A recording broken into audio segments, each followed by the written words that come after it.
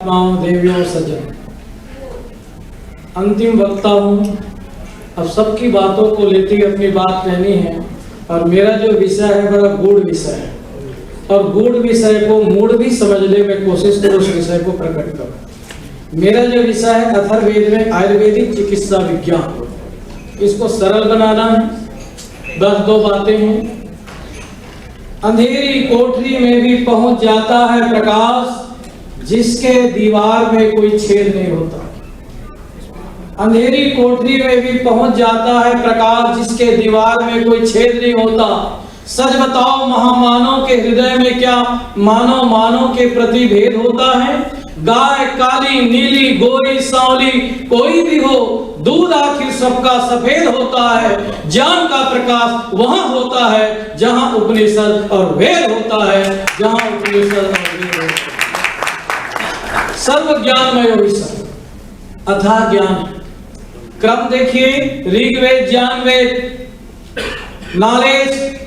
आपके जीवन में नॉलेज है परंतु एक्शन नहीं तो आपका नॉलेज बेकार है। ज्ञान को कर्म में लाना है यजुर्वेद। ज्ञान भी है और कर्म है। जीवन में यदि अहंकार आ गया तो जीवन बेकार है। अहंकार को नमस्कार में बदलने का नाम है सामवेद। और जो अथर्ववेद है इसमें मनोविज्ञान है, वनस्पति विज्ञान है, वास्तुकला है, धर्म नीति है, राष्ट्रीय भावना है और किस प्रकार से शरीर के रोगों से आप मुक्त हो सकते हैं, ये विद्या आपको अथर्ववेद में उपलब्ध हो। धन्य है ऋषि दयानंद, जिन्होंने कहा कि वेद सब सत्य विद्याओं का पुस्तक है। वेद का पढ़ना पढ़ाना सुनना सुनाना सब आर्यों का परम धर्म है। मैं ये सब चीज देख रहा था, सबको विषय को मैं छू भी रहा हूँ। प्रचार कैसे हो, कहीं विडंबना में तो हम जी तो नहीं रहे। एक जगह हम गए, कह लगे शास्त्री जी आप खादी के कपड़े डालते हैं, मार्केट चले। तो देखा कि मार्केट में एक फ्लेक्स का बोर्ड लगा हुआ था, गणेश छाप बीड़ी। एक तो भगवान का नाम गणेश है। दुर्भाग्य इतना है कि गणेश को बीड़ी के साथ जोड़ दिया। विडंबना है कि नहीं। आगे और गए तो देखते क्या है, लिखा हुआ है दिगंबर वस्त्र भंडार। अब दिगंबर खुद ही वो तो महावीर वस्त्र नहीं पाए, पर तुमको शिष्यों ने क्या किया, दिगंबर वस्त्र भंडार वस्त्र के साथ जोड़ दिया। विडंबना। हम लोग नारा लगाए, वेद की ज्योति जलती रहे। बहुत अच्छा नारा, परंतु जब वेद घर में नहीं है तो ज्योति जलेगी कैसे? कहीं विरोधाभास तो नहीं है? किसी ने नारा लगाया स्वराज्य मेरा जन्म सिद्ध अधिकार है। किसी ने नारा लगाया तुम मुझे खून दो मैं तुम्हें आजादी दूंगा।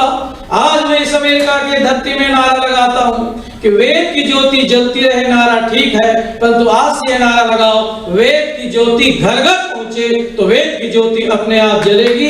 वेद घर में ना हो तो ज्योति जलेगी कैसे? आप विचार कीजिए, आपको यहां से इंग्लैंड जाना, आपके पास $5000, आपने टिकट ली। अब डॉलर आपने खर्चा भी ना किया हो, परंतु आपके पॉकेट में जो डॉलर है तो आपका एक नशा होता है कि मेरी यात्रा ठीक हो जाएगी। ऐसे यदि भगवान की वाणी वेद आपके घर में है तो भगवान का भी नशा होगा कि परमात्मा का पैगाम मेरे घर में है। एक दिन ऐसी घड़ी आएगी कि वेद को आप पढ़ें। मुझे बहुत अच्छा लगा, हमारे प्रधान डॉक्टर रमेश जी ये हमें अपने घर में ले गए। सुंदर यज्ञशाला बनी हुई, सुंदर वेद रखे हुए हैं। इसलिए आर्यों वेद प्राण है। इसलिए संतों ने आदेश दिया, विश्व भर को आर्य करना वेद का संदेश है। मृत्यु से किंचित न डरना ईश का आदेश है। सृष्टि सागर में हमारा वेद ही पतवार है। वेद ही जग में हमारा ज्योति जीवन सार है। तब ये प्रचार कैसे हो? तो इसलिए याद रखो, निराश नहीं होना चाहिए। विचारों की चादर बुनते रहो, चादर न सही रुमाल तो बन जाए।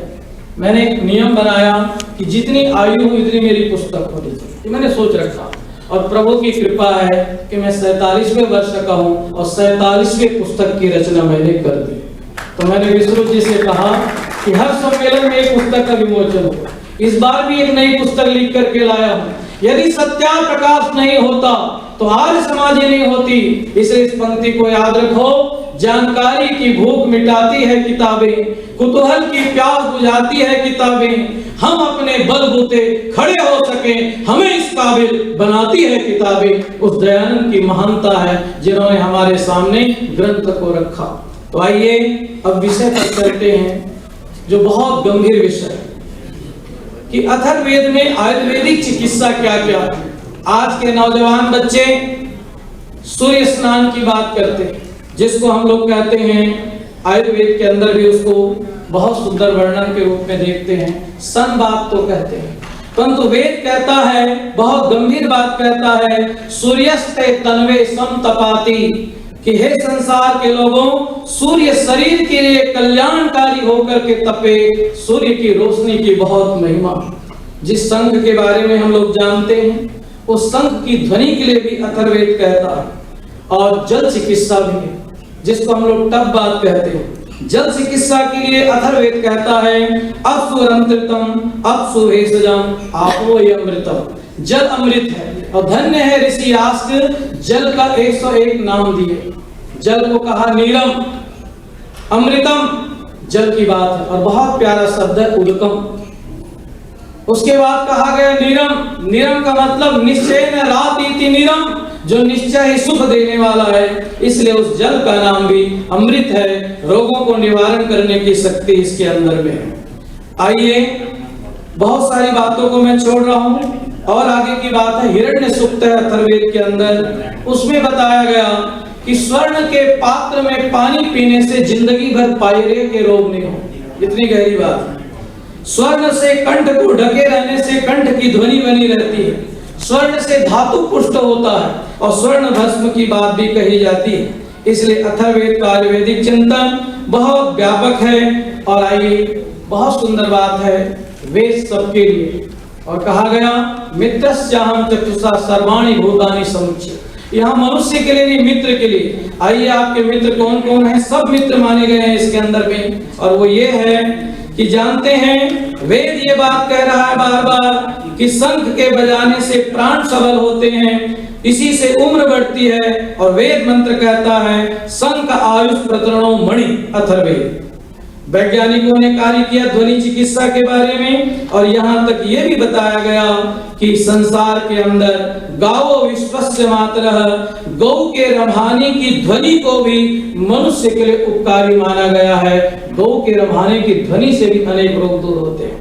अथर्ववेद में चिकित्सा विज्ञान की आयुर्वेदिक पृष्ठभूमि का मूल तत्व उपलब्ध होता है। 17वें कांड के दूसरे सूक्त में रोगों को मनुष्य का शत्रु कहा गया है, और इसी सूक्त में शुभ कर्म करते हुए दीर्घ जीवन की कामना की गई है। इस प्रकार से गंभीर बातें अथर्ववेद में उपलब्ध होती है। अंतिम बात, समय बहुत कम है, बहुत सारी बातें मुझे कहनी थी, उन सब विषयों को छोड़ते हुए समय पर मैं अपनी बात को विराम दूंगा। अथर्ववेद में कहा गया है, घोड़े के हिनहिनाने से ज्वर का रोग दूर होता है। देखिए कितना घोड़ा कल्याणकारी। घोड़ा जब आवाज करता हिनहिनाता है, उसके पास में जब रहेंगे तो ज्वर का रोग दूर होगा। और धन्य है वेद, कहते हैं शीघ्रगामी हरिण के मस्तक के भीतर औषध होता है। जो हिरण के जो मस्तक हैं उसमें औषध है, वो अपने सिंग से रोग एवं विष को नष्ट कर देता है। अब आगे गुप्ता जी के हम घर गए तो पता चला कि शास्त्री जी आप इधर से चले ताकि कोई पक्षी ना हो जाए।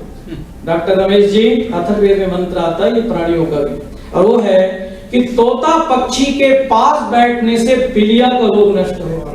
धन्य है तोता पक्षी, पीलिया का रोग नष्ट होता है। और मनुष्य को ज्ञान हो ना हो, परंतु धन्य है अथर्ववेद कहता है, काला तीतर जब विशेष प्रकार की ध्वनि करता है तब वर्षा के आगमन का बोध होता है। यह अथर्ववेद है। इसलिए आओ, वेद सर्व ज्ञानमय ही सह, मेरा आपसे निवेदन है कि जीवन के अंदर में आपके जीवन वेदमय हो, यज्ञमय हो, और इसके लिए प्रयत्न और पुरुषार्थ करते रहना चाहिए।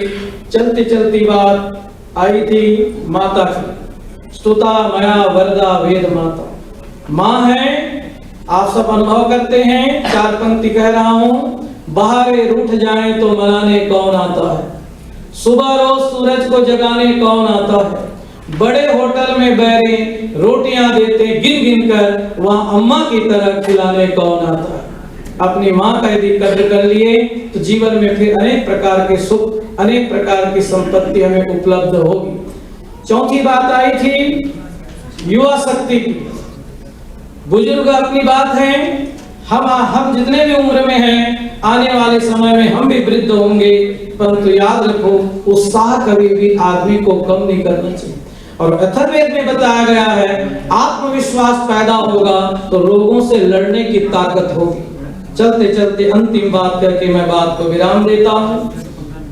तुम प्रेम को जीवन की निशानी समझो। सिंगला जी आपकी बात, क्योंकि वक्ता हूं, सबकी बात समेटनी, सार देना।